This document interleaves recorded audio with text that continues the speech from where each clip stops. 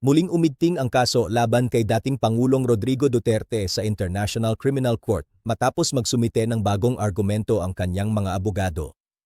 Ayon sa depensa, wala ng jurisdiksyon ang hukuman sa Pilipinas dahil sa pag-alis ng bansa sa Rome Statute noong Marso 2019. Iginiit nila na hindi na dapat ipagpatuloy ang investigasyon na inaprubahan noong Setyembre 2021. Samantala, nanindigan ng prosekusyon na may sapat na ebidensya na hawak laban sa dating Pangulo.